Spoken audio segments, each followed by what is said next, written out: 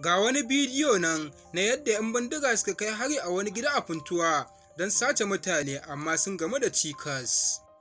Wasu 'yan bindiga da ba san ko su wane ba sun kutsa gidajen mutane a Funtuwa a daren ranar Juma'a sun sace wasu amma sun gaza shiga wani gida.